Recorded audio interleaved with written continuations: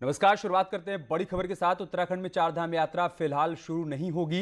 राज्य सरकार के प्रवक्ता सुबोध उनियाल ने कहा है कि तैयारी पूरी नहीं होने के चलते ये फैसला लिया गया है। उन्होंने कहा कि तैयारी पूरी होने के बाद ही चारधाम यात्रा की शुरुआत हो पाएगी। चारधाम यात्रा की तैयारियों को लेकर 16 जून को नैनीताल हाईकोर्ट में सुनवाई होगी। पहले जिले के लोगों के लिए चारधाम यात्रा शुरू करने की बात कही गई थी, लेकिन फिलहाल अब सरकार के प्रवक्ता सुबोध उनियाल ने कहा है कि अभी चारधाम यात्रा स्थगित ही रहेगी। 16 जून को इस पर हाईकोर्ट में सुनवाई होनी है। तैयारियों को लेकर क्या तैयारियां की गई हैं, सरकार अपना पक्ष रखेगी कोर्ट में। उसके बाद ये तय किया जाएगा कि यात्रा को लेकर आगे क्या कदम उठाए जाएं। लेकिन फिलहाल का अपडेट यही है कि सरकार के प्रवक्ता सुबोध उनियाल ने कहा है कि अभी तैयारियां पूरी नहीं है, लिहाजा यात्रा को शुरू नहीं किया जाएगा। आपको याद होगा कुछ समय पहले सुबोध उनियाल की तरफ से बात सामने आई थी कि यात्रा की शुरुआत होगी, पहले स्थानीय लोगों को वरीयता दी जाएगी। चूंकि कोरोना काल में लगातार दूसरा साल है जबकि चारधाम यात्रा नहीं हो रही है, ऐसे में लोगों को उम्मीद थी कि बहुत जल्द चारधाम यात्रा एक बार फिर से शुरू हो जाएगी। लेकिन इन सब के बीच सरकार के प्रवक्ता सुबोध उनियाल ने कह दिया है कि अभी तैयारियां मुकम्मल नहीं है, लिहाजा अभी चारधाम यात्रा शुरू नहीं की जा सकती है। इन सब के बीच आपके लिए जानने वाली बात यह है कि 16 जून को इसी मसले पर हाईकोर्ट में सुनवाई भी होनी है। दीपांकर भट्ट हमारे साथ देहरादून से इस वक्त जुड़ चुके हैं, हम सीधा उनके पास चलते हैं। दीपांकर, इतना कंफ्यूजन क्यों है? पहले कहा जा रहा था कि चारधाम यात्रा शुरू होगी, अब ये कहा जा रहा है कि यात्रा नहीं शुरू होगी चूंकि तैयारियां पूरी नहीं हैं।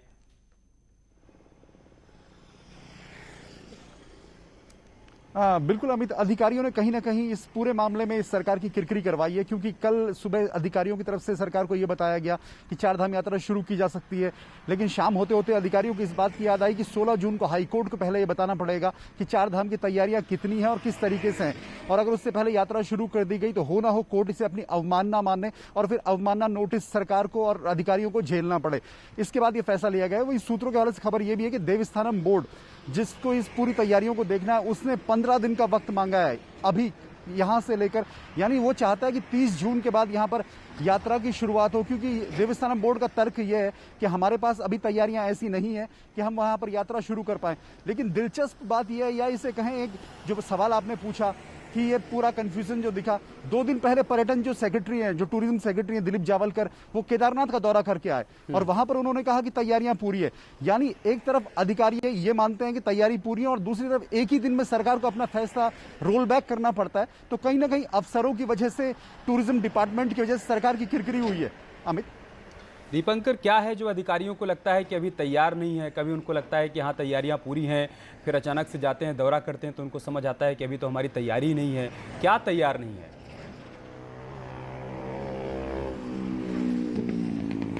अमित, सबसे बड़ी समस्या यहाँ पर यह है कि इस बार जब बद्रीनाथ के कपाट खुले थे तो 10 दिन तक बद्रीनाथ की सुबह की आरती लेट हुई। तब भी वहाँ पर पुरोहितों ने सवाल उठाया कि देवस्थानम बोर्ड का वर्क जो स्टाइल है वो ठीक नहीं है। उसके बाद भी देवस्थानम बोर्ड पर क्वेश्चन हुए और अब फिर यही बात आई है कि देवस्थानम बोर्ड ने 15 दिन का वक्त मांगा है। अब देवस्थानम बोर्ड की किन तैयारियों को चाहता है, और एक तरफ पर्यटन सचिव ये कहते हैं कि तैयारियां पूरी हैं, यानी एक ही डिपार्टमेंट के अंदर कंफ्यूजन है। और दूसरी बात यह है अमित कि उत्तराखंड धार्मिक पर्यटन पर आधारित प्रदेश है, उत्तराखंड को पर्यटन प्रदेश आप कहते हैं। हिमाचल जो आपसे सटा हुआ प्रदेश है वो आरटीपीसीआर की रिपोर्ट मना कर चुका है अपने एंट्री के लिए, लेकिन उत्तराखंड जिसमें जून और मई और जून का जो वक्त होता है वो चारधाम यात्रा का इंपॉर्टेंट टाइम होता है, लेकिन उसमें भी कंफ्यूजन है पूरी तरीके से यहां पर। अमित, दीपांकर, कल 16 जून को सुनवाई होनी है, क्या सरकार की तरफ से बातें रखी जा सकती हैं? उस बारे में कोई जानकारी है तैयारियों को लेकर कि हम क्यों नहीं तैयार हो पाए?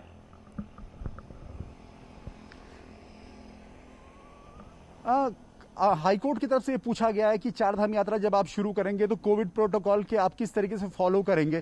तो ये बात जरूर सरकार यहां पर कहेगी कि जो डिस्ट्रिक्ट्स के लिए, जिस डिस्ट्रिक्ट में जो धाम पड़ता है उस डिस्ट्रिक्ट के लोगों के लिए हम वहां पर खोल रहे हैं। आरटीपीसीआर की नेगेटिव रिपोर्ट वहां पर फॉलो करनी होगी जो भी वहां पर यात्री दर्शन के लिए जाएगा। लेकिन हाँ, ये जरूर है कि हाईकोर्ट इसमें ये जरूर पूछेगा कि आने वाले दिनों में अगर आप पूरे देश के लिए या बाकी दूसरे राज्यों के लिए यात्रा ओपन करते हैं तो उसको लेकर आपकी तैयारियां क्या हैं। लेकिन तैयारियां कैसी हैं अमित, वो इस बात से दिखता है कि सुबह आप कहते हैं कि चारधाम के दर्शन खोले जाएंगे और शाम में आपको कहना पड़ता है कि चारधाम में दर्शन नहीं हो पाएंगे। बड़ा कंफ्यूजन है, देखना होगा कि कंफ्यूजन दूर कैसे होता है। बहुत शुक्रिया आपका हमारे साथ जुड़ने के लिए दीपांकर, और जानकारी हम तक पहुंचाने के लिए। उत्तराखंड में 22 जून तक लागू कोविड कर्फ्यू के लिए नए दिशा निर्देश भी जारी कर दिए गए हैं। 16, 18 और 21 जून को राज्य में बाजार खुलेंगे। सुबह 8 बजे से शाम 5 बजे तक बाजार खुले रहेंगे। वहीं फल, सब्जी, डेयरी और मिठाई की दुकानें अब रोज खुलेंगी। शादी और अंतिम संस्कार के लिए 50 लोगों की परमिशन दी गई है। दूसरे राज्य से आने वालों के लिए RT-PCR की नेगेटिव रिपोर्ट अभी भी जरूरी रहेगी। तो ये बदलाव किए गए हैं। 22 जून तक राज्य में अभी कर्फ्यू जारी रहेगा, लेकिन इस दौरान बदलाव ये हुआ है कि 16, 18 और 21 जून को बाजार तो खुलेंगे। फल, सब्जी और डेयरी मिठाई की दुकानें अब हर रोज खुलेंगी। शादी और अंतिम संस्कार में 50 लोग शामिल हो पाएंगे। और चलिए अब आपको उत्तराखंड का कोरोना अपडेट बताते हैं। राज्य में 296 नए केस आए हैं, जबकि 12 मरीजों की मौत हो गई है। वहीं 990 मरीज ठीक होकर अपने घर गए हैं। राज्य में 3900 अभी एक्टिव केस हैं। रिकवरी रेट 95% तक पहुंच गया है। तो केसेस लगातार घट रहे हैं। इन सब के बीच सरकार की तरफ से फिलहाल अभी लोगों को ये कहा जा रहा है कि अभी कोरोना का खतरा टला नहीं है, लिहाजा बहुत सावधानी बरतने की जरूरत है। इसी वजह से कोविड कर्फ्यू को 22 जून तक बढ़ा भी दिया गया है।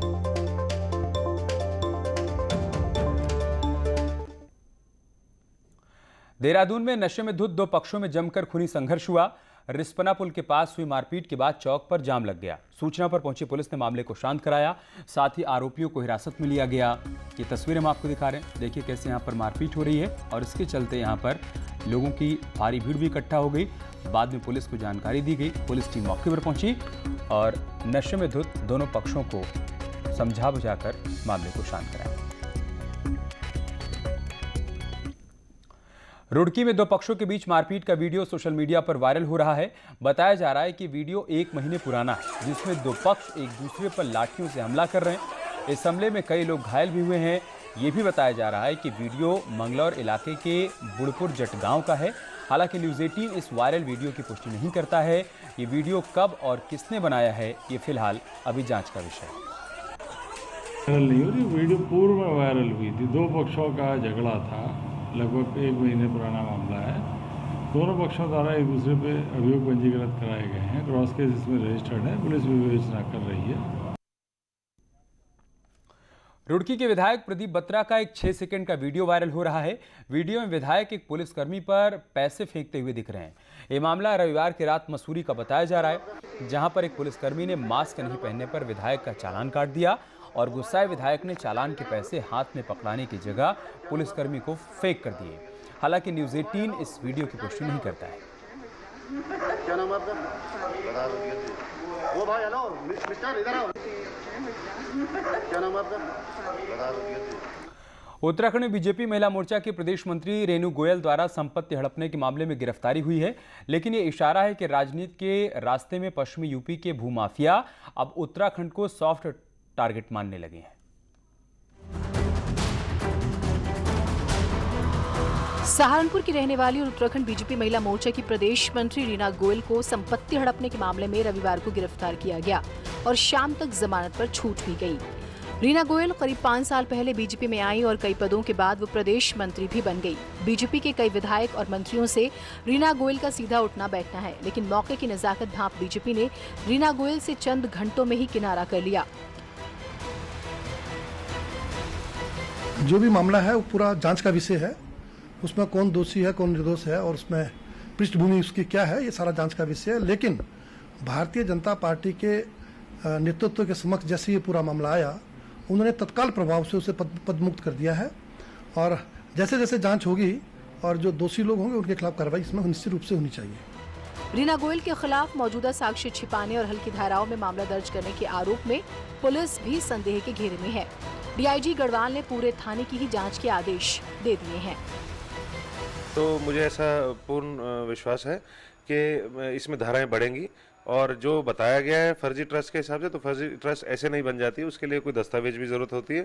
तो 420, 467, 468 और 471 और साथ में 120 भी में ये भारतीय दंड प्रक्रिया संहिता के अंतर्गत ये आता है। देखिए, इसमें जो अभी तक बात आ रही है कि एक व्यक्ति थे और उनकी प्रॉपर्टी पर कब्जा करने का कुछ लोगों द्वारा प्रयास किया गया और उसमें जो है पुलिस द्वारा मुकदमा भी दर्ज कर लिया गया है और जो भी लीगल कार्रवाई है वो की जा रही है। देखिए, इस तरह की शिकायतें आई हैं मेरे पास और इस पर इंक्वायरी ऑर्डर कर दी गई है। यदि किसी भी पुलिसकर्मी की कोई भी संलिप्तता या कोई लापरवाही भी सामने आती है तो डेफिनेटली स्ट्रॉन्ग एक्शन लिया जाएगा। बहरहाल पश्चिमी यूपी के भूमाफियाओं और ठेकेदारों के लिए उत्तराखंड में घुसपैठ के लिए सियासत एक आसान रास्ता बन गया है और रीना गोयल भी इसका एक उदाहरण है। सुनील नव प्रभात के साथ ब्यूरो रिपोर्ट, न्यूज़ 18 नेटवर्क। वहीं रेणु गोयल का एक ऑडियो भी वायरल हो रहा है, जिसमें वो एक प्रॉपर्टी डीलर से बात कर रही हैं और कह रही हैं कि एक प्रॉपर्टी मेरे कब्जे में आ गई है, मुझे कोई बंदा दिलाओ जिसे तनख्वाह पर रख सकूं। हालांकि न्यूज़ 18 इस ऑडियो की पुष्टि नहीं करता है। राजा की कहानी ना सुनाओ, मुझे काम की बात करो। अब यहाँ पे ना वो चीज आ गई है, प्रॉपर्टी आ गई, बहुत आ गई प्रॉपर्टी कब्जे में है मेरे। बढ़िया। अब वो बंदे लाओ, एक दो बंदा तो मुझे तनख्वाह पे दो जो मेरे साथ रहे, तगड़ा सा। हाँ, जो गाड़ी भी चलाना जानता हो। बस तो मैं ही आ जाऊंगा फिर। देहरादून में एक सेक्स रैकेट का खुलासा हुआ है, जो ऑनलाइन ऐप सकोका से वेश्यावृत्ति का काला कारोबार चला रहे थे, जिस पर पुलिस ने कार्रवाई कर 3 महिलाओं समेत 7 लोगों को गिरफ्तार किया है। एसएसपी योगेंद्र सिंह रावत का कहना है कि एंटी ह्यूमन ट्रैफिकिंग यूनिट और एसओजी ने इसका खुलासा किया है। इसमें कौन कौन शामिल है, ये पता लगाने का प्रयास किया जा रहा है। रैकेट पकड़ा गया है जो कि महिलाओं से जो वेश्यावृत्ति है वो करवाता था, और ये इसके लिए ऑनलाइन जो एक साइट है उसका ये प्रयोग कर रहे थे और अपना कमीशन लेके उनको ये जो इसके कस्टमर्स हैं उसको ये प्रोवाइड करते थे। तो इस केस में कल 4 पुरुष और 3 महिलाओं की गिरफ्तारी की गई है। इसमें अन्य कुछ और लोग भी हैं जो वांछित हैं, जिनकी गिरफ्तारी का प्रयास किया जा रहा है।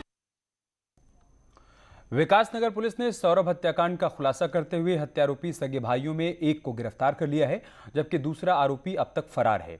लक्ष्मीपुर गांव के 23 साल के सौरभ की शनिवार की रात हत्या हो गई थी।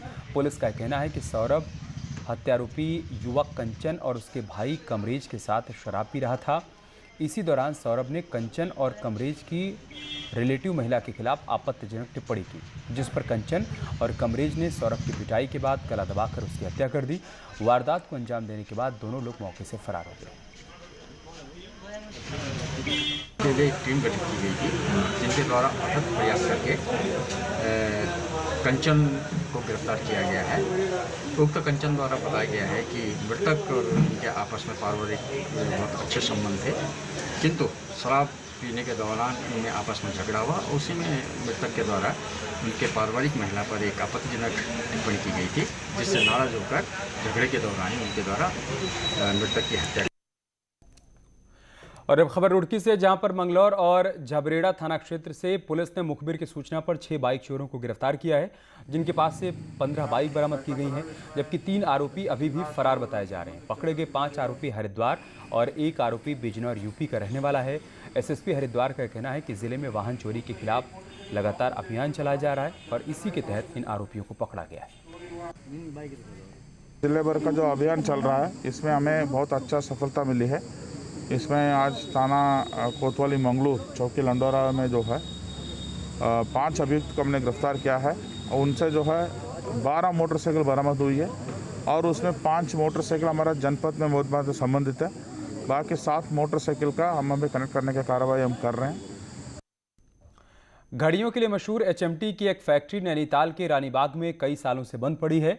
घड़ियों का उत्पादन बंद होने के कारण फैक्ट्री की बिल्डिंगों और कर्मचारियों के रहने के लिए बनाए गए आवास टूट रहे हैं। इतनी बड़ी बिल्डिंग इंफ्रास्ट्रक्चर का किस तरीके से बेहतर इस्तेमाल हो सकता है, इसका मुआयना करने के लिए बीजेपी के 2 सांसद, राज्यसभा सांसद अनिल बलूनी और नैनीताल से सांसद अजय भट्ट ने फैक्ट्री का जायजा लिया। दोनों सांसदों ने कहा कि बंद पड़ी फैक्ट्री का कैसे इस्तेमाल हो सकता है, इस पर विचार किया जा रहा है। केंद्र सरकार के स्तर पर इस बारे में जो भी किया जा सकेगा वो किया जाएगा। देखिए, आज नैनीताल के माननीय सांसद अजय भट्ट जी और हमने एचएमटी का जो फैक्ट्री है उसका दौरा किया है और जिस तरह सब लोग जानते हैं कि वह बहुत समय से उपेक्षित पड़ी है और बिल्कुल खंडर होते जा रहे हैं और एक बहुत ही बहुमूल्य इमारतें वहाँ पर हैं और उसका उत्तराखंड के विकास में कैसे उनका उपयोग हो, इस बारे में हम लोग लगातार विचार कर रहे हैं। आज इसका दौरा करके देखा है हम लोगों ने एचएमटी में कि वहाँ क्या क्या किया जा सकता है। क्या वहाँ कोई केंद्रीय संस्थान की बात की जा सकती है, क्या वहाँ कोई इंस्टीट्यूट हो सकता है, भारत सरकार का हैवी इंडस्ट्री डिपार्टमेंट से बात करके क्या क्या किया जा सकता है। इसके ऊपर एक चिंतन मंथन चल रहा है। हमारी सरकार दोनों जो हमारी डबल इंजन की सरकार है वह इस जगह का कोई ऐसा उपयोग करके कि उत्तराखंड के विकास में और हमारे कुमाऊं मंडल के विकास में इसका अधिक से अधिक उपयोग हो सके, इसके लिए कोई व्यवस्था बना रहे हैं। और प्रभु इच्छा रही तो जल्दी इसमें हम लोग आगे बढ़ के कुछ अच्छा काम जनता के कल्याण के लिए इससे किया जाएगा। मैंने और हमारे सांसद अनिल बलौनी जी ने इसका दौरा किया है, एक आध दौरे पहले भी कर लिए थे, आज संयुक्त दौरा किया है। देखिए बहुत सी में क्या होता है, अभी कुछ कहना उचित नहीं रहेगा। कई प्लानिंग हैं, कई उद्योग हैं, कई छोटे मोटे कार्य हैं। ऋषिकेश और हेमकुंड एक्सप्रेस आज से शुरू हो रहा है। हेमकुंड एक्सप्रेस आज से शुरू हो रहा है। 10 मई से हेमकुंड एक्सप्रेस बंद था। निर्धारित समय से ट्रेनें पहुंचेंगी, ऋषिकेश पहुंचेगी ट्रेन। ये बड़ी जानकारी हम आपको दे रहे हैं। ऋषिकेश हेमकुंड एक्सप्रेस की आज से फिर से शुरुआत हो रही है। हेमकुंड एक्सप्रेस आज से शुरू हो रही है। 10 मई से इसकी सेवा बंद थी। निर्धारित समय से ट्रेन यहां पर पहुंचेगी, ये जानकारी रेलवे की तरफ से दी गई है। और एक बड़ी खबर ऋषिकेश से है, जहां पर आज नीलकंठ मंदिर खुलेगा। 43 दिन बाद आज मंदिर के कपाट खुलेंगे। महादेव मंदिर दर्शन के लिए RT-PCR टेस्ट जरूरी बताया गया है। नेगेटिव रिपोर्ट हर हाल में लाना होगा महादेव के दर्शन के लिए। बड़ी खबर ऋषिकेश से, आज नीलकंठ मंदिर खुल जाएगा। पूरे 43 दिन के बाद इस मंदिर को खोला जाएगा। खास बात यह कि दर्शन के लिए जो भी श्रद्धालु यहां पर पहुंचेंगे उनको RT-PCR की नेगेटिव रिपोर्ट लाना जरूरी होगा।